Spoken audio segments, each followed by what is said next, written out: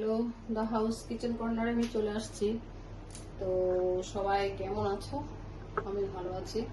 তাই আজকে আমার রেসিপিটা হলো চিকেনের। তো চিকেন দিয়ে ছোলার ডাল দিয়ে করব। তার জন্য আমি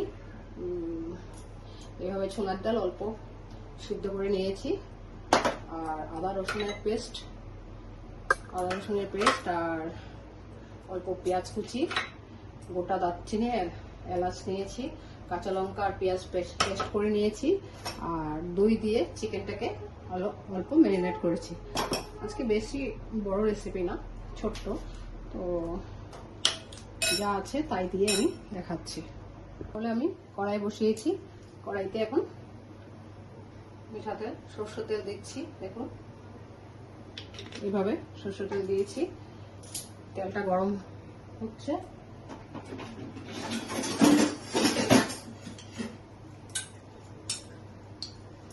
তেলটা গরম হচ্ছে তো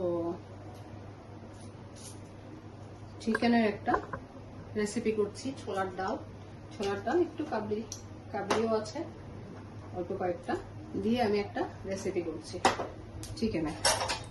তো তেলটা গরম হয়ে গেছে। আমি এলাচ দারচিনি দিচ্ছি, গোটা দারচিনি গোটা এলাচ দিয়েছি। দিয়ে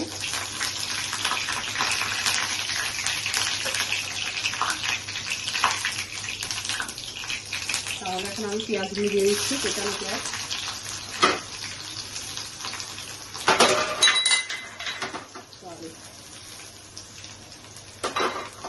কোটানো পেঁয়াজ দিয়ে দিলাম।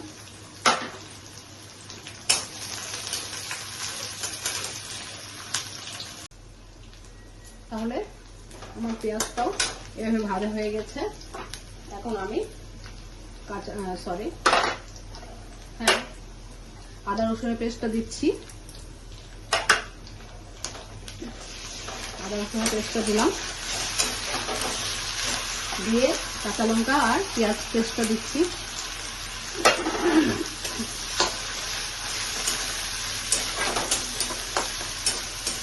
গরম মশলা, দই দিয়ে চিকেনটাকে ম্যারিনেট করে নিয়েছি।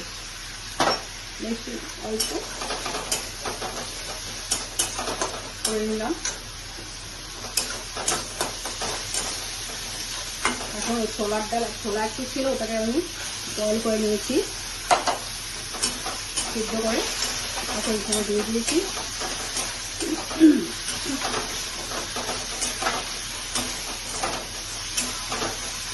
দিয়ে সব দিয়ে দিলাম। এখন আমি হলদি দিচ্ছি, জিরার গুঁড়া দিচ্ছি, ধনিয়ার গুঁড়া দিচ্ছি,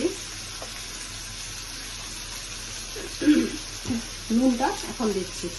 তাহলে নুনটা বুঝেই দেবেন। নুনটা দিলাম।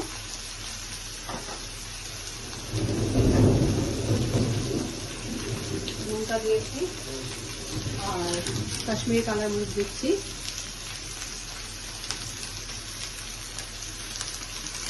কাশ্মীরি কালার মরিচটা দিলাম, দিয়ে এখন কষাবো।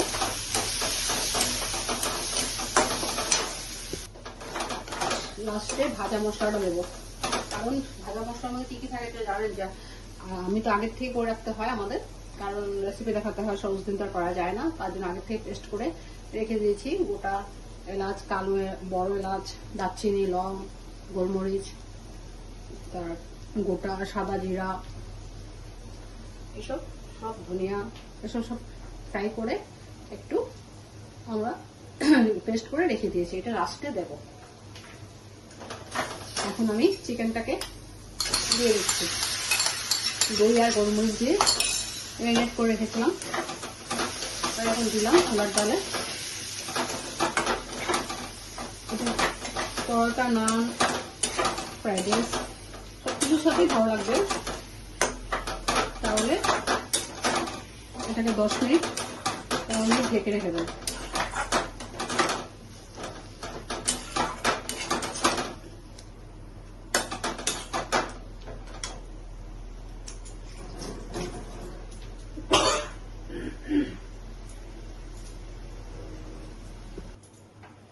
তাহলে দেখুন ঢাকনাটা তুলে নিলাম, একদম তেল ছেড়ে দিয়েছে, দেখুন তেলটা ছেড়ে দিয়েছে।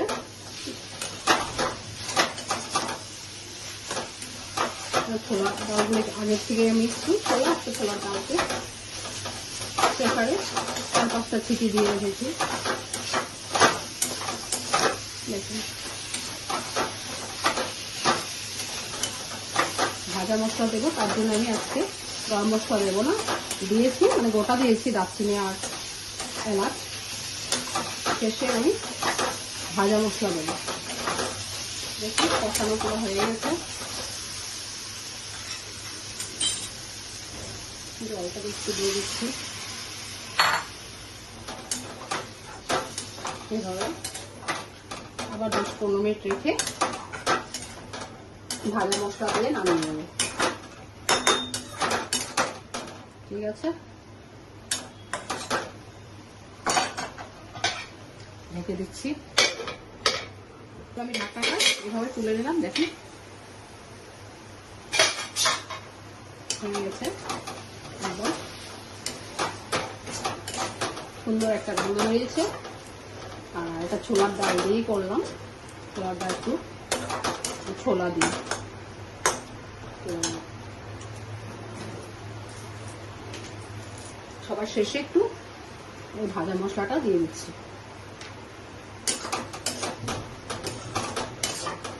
ঘি দেওয়া যায়, গরমে এখন ভালো লাগে না, ঘি খেতে ঠান্ডা দিন হলে ভালো লাগে।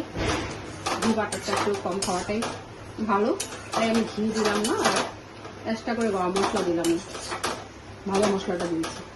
তাই আমার কমপ্লিট হয়ে গেল। এখন আমি নামিয়ে নিচ্ছি। আর একটা বলতে আমি ভুলে গেছি, একটু টেনশনে আছি, তাই একটা ডিম নিয়েছি, ডিমটাকে আমি এখানে এড করব। ঠিক আছে, দেখাচ্ছি কি করব, তাহলে আমার রেসিপিটা মোটামুটি কমপ্লিট হয়ে যাচ্ছে। এভাবে ডিমটাকে আগের থেকে করে রাখতে আজকে ভুলে গেলাম, তাই ডিম তো এমনি খেতে ভালো লাগে সবসময় আমাদের, আগে পরে যখনই দেওয়া হোক ভালো লাগে। তাই এটা আমি অ্যাকচুয়ালি গার্নিশ করবো, আর খেতেও তো গার্নিশ করা মানে খাবো, তাই না? তাই এইভাবে করে আমি কেটে নিলাম, নিয়ে এখন আমি এইভাবে তুলে নিচ্ছি। ফ্রাইড রাইস দিয়ে, পোলাও দিয়ে, নান দিয়ে, সব কিছুর সাথেই ভালো লাগে।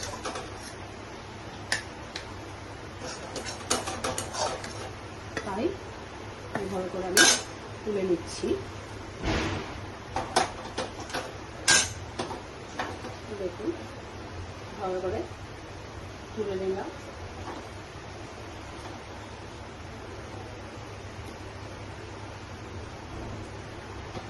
নিয়ে এখন ডিমগুলোকে এভাবে গার্নিশ করে দিচ্ছি। দেখুন, তাহলে আমার রেসিপিটা আজকে এখানে শেষ করলাম। তাহলে কেমন হয়েছে অবশ্যই আমাকে লাইক কমেন্ট করে জানাবেন। তাহলে আজকে আমি রাখছি, আপনারা অবশ্যই বাড়িতে করবেন আর ভালো থাকবেন। তাহলে আজকে বাই বাই, থ্যাংক ইউ। দেখুন